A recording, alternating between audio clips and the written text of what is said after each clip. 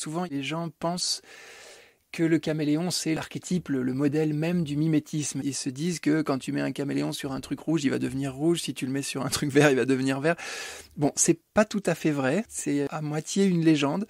C'est-à-dire que le caméléon est effectivement a une certaine capacité à s'adapter, à se fondre aux couleurs de son environnement. Mais la réalité, elle est aussi que ces variations de couleurs ne sont pas juste liées à l'environnement dans lequel il est, mais elles sont plutôt liées à son humeur.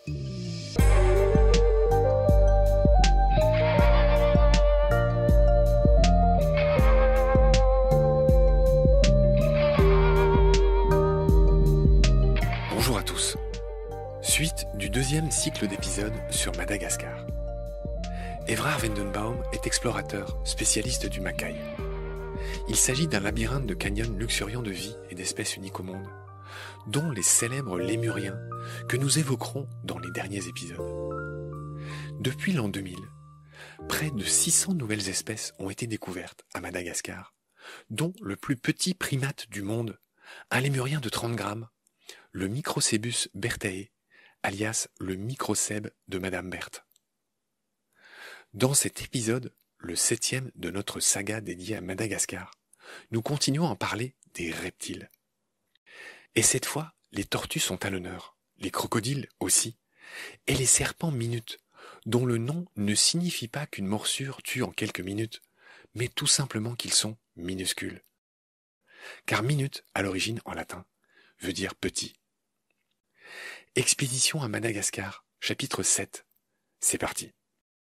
Salut Evrard. Salut Marc. J'ai envie d'enchaîner, alors tu m'as parlé des caméléons, en disant que à Madagascar, les caméléons sont craints et respectés. Ça fait partie de ces animaux qui sont un peu sacrés.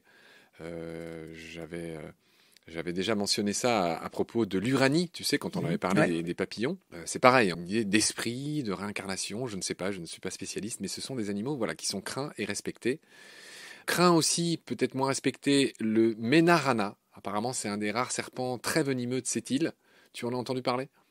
Non, enfin, c'est-à-dire que si, parce que quand je suis allé voir un petit peu la tête de ce truc et j'ai pas encore bien fait le lien avec une des espèces qu'on a dans le Macaï, mais qui me semble très ressemblante. Mais je vérifierai ça. Ouais. Apparemment, c'est notoirement le serpent le plus craint de cette île, le Menarana. Voilà, j'ai envie d'enchaîner sur quelque chose de joli, toujours pareil, de choupi.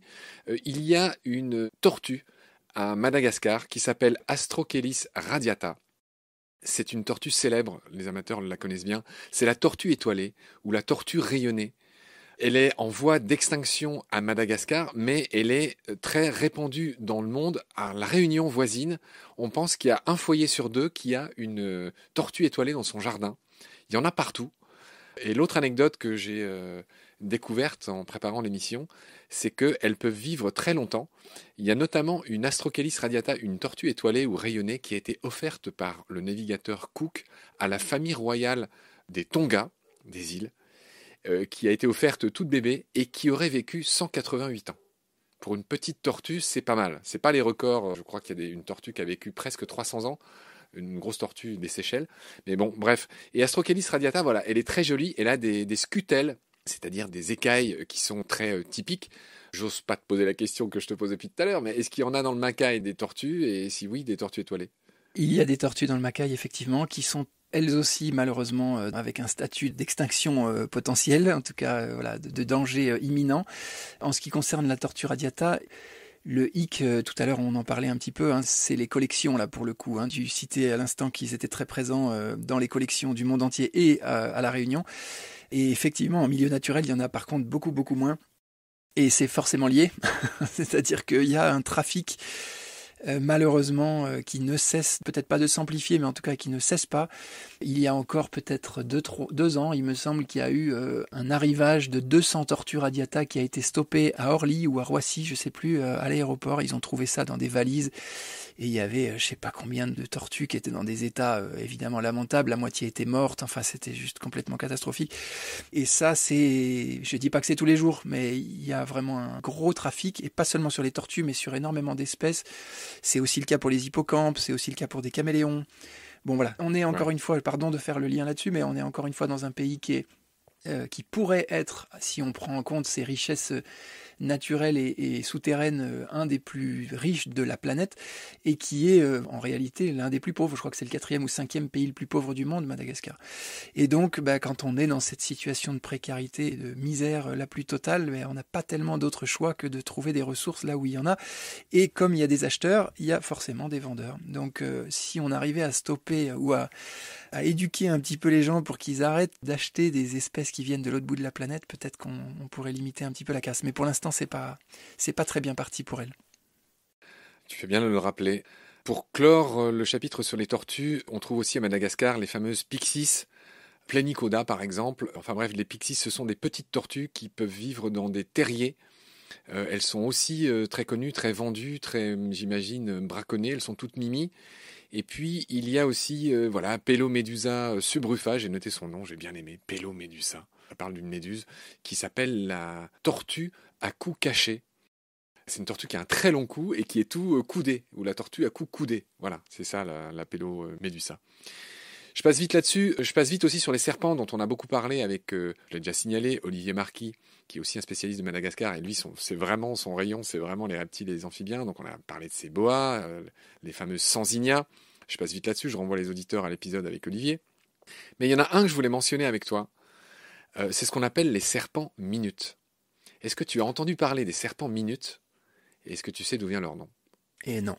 Tu commences à me faire non de la tête. Je vais te laisser nous expliquer ça. Vas-y. Bon, très bien. Bon, alors c'est sans doute qu'il n'y en a pas dans le Macaï. Non. J'ai beaucoup aimé ça. Les serpents minutes, ce sont des serpents qui sont tout petits, qui tiendraient dans une boîte d'allumettes, qui sont aveugles, qui ont des écailles qui sont toutes semblables et qui appartiennent au groupe des typhlopidés. Et c'est donc des serpents souterrains qui sont donc la plupart du temps invisibles. Ça m'étonne pas que tu n'en aies pas vu, même s'il y en avait dans le Macaï. Et on les appelle serpents minutes, c'est une des grosses erreurs un peu classiques. Les gens pensent que c'est parce qu'ils sont très venimeux et que tu meurs dans la minute si tu te fais mordre par un serpent minute. Et en fait, c'est pas du tout ça. C'est parce que, en fait, minute vient du latin minutus qui signifie minuscule, tout simplement. Donc les serpents minutes, ce sont de tout petits serpents qui appartiennent aux typhlopidés. Ils sont tellement petits, tellement discrets que j'avais envie de dire un mot sur eux et de passer les fameux boas que tout le monde connaît sous silence. Tu veux dire quelque chose? Alors ouais, s'ils sont souterrains, comme tu le dis, ça veut dire très probablement qu'ils se trouvent dans une zone de Madagascar assez spéciale, dont les gens ont souvent vu des images mais n'ont pas pu y aller sans doute. C'est ce qu'on appelle les tsing. Je ne sais pas si tu en as déjà entendu parler. Bien sûr. C'est ces fameuses espèces de châteaux, de couteaux, de calcaire extrêmement effilés, extrêmement pointus comme ça, qui se répandent sur des kilomètres carrés, des kilomètres carrés. Et en fait, c'est tout simplement un plateau calcaire qui a subi là aussi, comme je racontais tout à l'heure, le lessivage des pluies tropicales. Et dans du calcaire, ça va donner non pas la perte d'un liant, parce qu'il n'y a pas vraiment le même système que dans les grès, mais la dissolution de la roche elle-même. Et donc ça va la grignoter de l'intérieur. Et petit à petit, il va y avoir finalement plus de vide que de roche. Et ça va nous donner quelque chose où la roche, quand on tape dessus, ça fait ding ding ding, tu vois, ça fait un petit bruit de verre comme ça. Et en fait, à l'intérieur de ces formations rocheuses, il y a énormément de réseaux souterrains, de réseaux d'eau. Et c'est souvent, j'imagine que c'est plutôt par là-bas qu'on trouve ces fameux serpents. Et juste pour terminer, cette zone sédimentaire donc particulière, très calcaire, elle se répand, pour ceux qui sont intéressés par la géologie, elle s'étale sur toute la longueur de Madagascar, du sud au nord, et sur toute la frange ouest. Donc le Macaï se trouve un petit peu au milieu, mais au sud et au nord du Macaï, à chaque fois, il y a ces zones de tsing et de calcaire qu'on appelle karstiques, c'est-à-dire grignotées de manière très importante. Oui, le karst, oui, j'ai déjà entendu parler. C'est ce qu'on trouve aussi en Asie. Là, oui. Il me semble qu'au Vietnam, il y a des formations rocheuses célèbres. Ouais. Dans toute l'Asie du Sud-Est, il y en a beaucoup. Ouais. Des sortes de pain de sucre. D'accord. On va essayer de finir les reptiles, cher Évrard. Je voulais mentionner le fait qu'à Madagascar, on trouve Crocodylus niloticus. Mm-hmm. Ce n'est ni plus ni moins que le fameux crocodile du Nil. C'est un des plus grands prédateurs de Madagascar. Il peut atteindre 5 mètres, c'est les fameux crocodiles, les mêmes, c'est la même espèce que ceux qui mangent des gnous dans les fameux documentaires. Ouais. Il y avait une autre espèce endémique de Madagascar qui a disparu. Crocodylus robutus, ouais. Voilà, c'est le nom que je cherchais. Dire aussi que ces animaux sont sacrés, qu'on leur sacrifie ou qu'on leur a sacrifié des fameux zébus dont tu as beaucoup parlé déjà. Mm-hmm. Ils ont des noms, les voailles ou les mambas, bizarrement. Mais, bien que respectés, bien qu'ayant une riche culture dans la culture malgache, eh bien, ils ne sont pas moins braconnés pour leur peau. Voilà. Ouais, alors pour compléter un petit peu, aujourd'hui, il y a plutôt du braconnage, effectivement, mais il fut un temps, et pas si lointain, où l'exploitation des peaux de crocodile était tout à fait légale. D'ailleurs, ça l'est encore, hein, dans une certaine mesure. Il y a encore des gens qui commercent ce genre de choses. Mais à une certaine époque, et notamment, je fais le lien avec le Macaï autant que je le peux, le Mangouk, donc le grand fleuve qui fait la limite géographique sud du Macaï, qui est le plus grand fleuve de Madagascar, est infesté, j'aime pas du tout ce mot, mais c'est le terme qui s'utilise, infesté de crocodiles. Et en fait, il l'était beaucoup plus avant. Il y avait vraiment beaucoup, beaucoup de crocodiles et des trucs géants, vraiment des grosses bêtes. Et là, malheureusement, je crois que c'était dans les années 80, 70, 80, il y a eu toute une économie qui s'est créée autour de la peau de crocodile. Et beaucoup, beaucoup de chasseurs venaient prélever des crocodiles dans le Mangouk. Donc il n'y en a plus beaucoup, il n'y a plus que des petits, maintenant quand on en trouve, on en voit régulièrement des crocodiles dans le Mangouk qui font 1,50 m, 2 mètres maximum, c'est déjà pas mal, mais ça fait qu'ils vont moins s'attaquer aux hommes, ils vont plus chercher des petites bêtes à leur taille, alors que des animaux de 5 mètres, 6 mètres, évidemment, comme tu le dis, ils peuvent largement croquer quelques petites personnes qui sont dans l'eau à ce moment-là. Et dans le Macaï, on a ces Crocodilus niloticus qui vont se mettre à l'abri tranquillement dans des petits lacs et des petits étangs. Et pour la petite histoire, la première fois que j'ai traversé le Macaï, donc en 2007, il nous est arrivé de passer dans des zones de canyon où il y avait beaucoup d'eau, un petit peu comme des piscines, ce qu'on appelle des biefs en canyoning, quoi, des zones où tu es obligé de nager, quoi. T'as plus pied, tout simplement. Et je peux te dire que la première fois qu'il a fallu à chaque fois se mettre à l'eau dans ces trucs qui sont un peu couleurs pas très belles, tu vois, un peu marronnasse comme ça, et que t'es tout seul avec ton petit short et ton petit t-shirt et que tu dis bon, pourvu qu'il y ait rien dans cette espèce de mare là, et ben pour la petite histoire, la première fois que j'avais fait ça, j'avais accroché une corde à ma taille. Et j'avais demandé à mes amis porteurs, et puis à Giovanni, dont j'ai parlé déjà dans le précédent épisode, de tirer le plus fort possible au cas où je me faisais choper par un crocodile. Et en disant, le crocodile, il va essayer de me noyer, c'est sa première mission, si je puis dire. Donc faites tout pour le tracter, quoi. Même s'il m'arrache la jambe, j'en sais rien, mais je veux pas rester là, quoi. Et donc j'avais mis une corde autour de la taille et je m'étais jeté à l'eau, la peur au ventre. Je m'en souviens comme si c'était hier. D'accord, voilà ce qu'on pouvait dire sur les crocodiles, le Crocodilus niloticus. Voilà, je voulais vraiment clore le chapitre sur les reptiles. Tu as évoqué tout à l'heure, alors on aurait pu parler des caméléons. Alors toujours pareil, je renvoie à l'épisode qu'on fera avec Olivier Marquis. On a évoqué les Brookesia. En gros, les caméléons se divisent en deux. Il y a les grands, et puis il y a les tout petits, qui vivent pas dans les arbres, mais qui vivent par terre, dans les feuilles mortes, tu l'as dit, qui font quelques centimètres. C'est les plus petits du monde, qu'on appelle les Brookesia. Il y en a plein à Madagascar, alors pas forcément dans le Macaï, tu l'as dit. Sinon, dans les gros, il y a Furcifère, tous les Furcifères, notamment Furcifère pardalis, qui est très très beau, c'est un des plus beaux caméléons de là-bas. Voilà, juste dire son nom. Alors sur les caméléons, si tu me permets une petite précision aussi, qui est assez, je crois, intéressante, parce que souvent les gens pensent que le caméléon, c'est l'archétype, le modèle même du mimétisme. Ils se disent que quand tu mets un caméléon sur un truc rouge, il va devenir rouge. Si tu le mets sur un truc vert, il va devenir vert. Bon, c'est pas tout à fait vrai. C'est à moitié une légende. C'est-à-dire que le caméléon est effectivement a une certaine capacité à s'adapter, à se fondre, donc par mimétisme et par des pigments qu'il peut mettre en œuvre dans ses cellules, à se fondre aux couleurs de son environnement. Mais la réalité, elle est aussi que ces variations de couleurs ne sont pas juste liées à l'environnement dans lequel il est, mais elles sont plutôt liées à son humeur. Je sais pas, tu en as peut-être déjà parlé.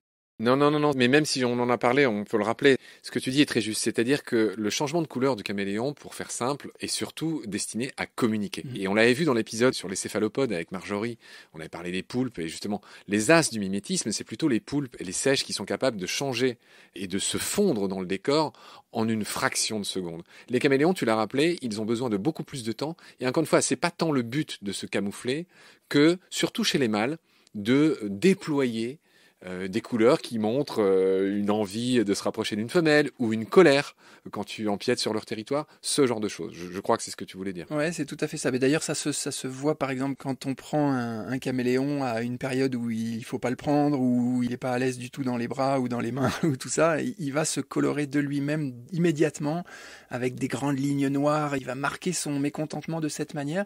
Et puis dès qu'on va le reposer sur une branche, quelques 2 ou 3 minutes plus tard, il va retrouver sa couleur d'origine, mais ça sera pas forcément la couleur de la branche. Voilà. Ok, donc voilà ce qu'on pouvait dire sur les fameux furcifères, sur les caméléons. Je voulais juste mentionner un dernier reptile qui s'appelle le pélamide, qui est un serpent de mer venimeux, mais pas du tout agressif. Donc rares sont les cas de morsures mortelles par le pélamide. Hydrophis platurus, c'est un beau serpent marin qui est jaune et noir et qui a une queue en forme de rame, une queue plate dans le sens de la hauteur. Il passe toute sa vie dans l'eau, le pélamide. Donc voilà, je voulais le mentionner parce que c'est un serpent qu'il y avait dans mes livres quand j'étais môme. Cette fameuse collection que j'ai déjà évoquée dans Baleine, qui s'appelle La vie privée des animaux. Alors toi, tu lisais les bouquins de Théodore Monod et ses histoires de crottes de fennec, et moi j'avais toute la collection de La vie privée des animaux, où on te racontait sur une page, il y avait une belle gravure, enfin une image, c'était un dessin de l'animal, et puis en 6 petites cases, il racontait des aspects de la vie de cet animal. Et je me souviens qu'il y avait ce fameux serpent, je crois que c'était dans les animaux d'Australie et dans La vie privée des animaux d'Océanie. Voilà, je crois que c'est là qu'ils en parlaient. Alors, si je peux moi-même ajouter un petit quelque chose, puisque tu parles des serpents, Bien sûr. et notamment de ce serpent qui, a priori, est très dangereux, s'il y a un petit quelque chose d'assez magique à Madagascar, globalement, que ce soit en parlant de serpents ou de toute autre bestiole, il n'y a rien de dangereux. Alors, évidemment, si on a parlé du crocodile, le crocodile, lui, peut être notre seul prédateur. Je parle de nous en tant qu'hommes. Mais en réalité, il n'y a pas de serpent venimeux. Il n'y a pas de scorpion mortel. En fait, j'ai coutume d'utiliser un petit peu cette expression. Pour moi, c'est les tropiques pour les nuls. C'est-à-dire qu'on voit un peu les tropiques comme un endroit où à chaque fois qu'on va mettre la main quelque part, on va se faire dévorer ou on va se faire piquer par une bestiole qui va nous filer une maladie ou qui va nous tuer sur le coup. En réalité, Madagascar, on est déjà, de manière générale, les tropiques, c'est pas du tout ça. Il n'y a absolument pas ce risque-là au quotidien, mais encore moins à Madagascar. Et ça, c'était un point que je voulais aborder, c'est que, notamment chez les serpents, il n'y a absolument rien de dangereux, sauf celui que tu viens de citer là. Ok, c'est vu. Et puis voilà, on va clore cet épisode sur les reptiles. J'aurai le plaisir de te retrouver une prochaine fois. Je te dis à très vite pour la suite. Salut. À très bientôt, Marc.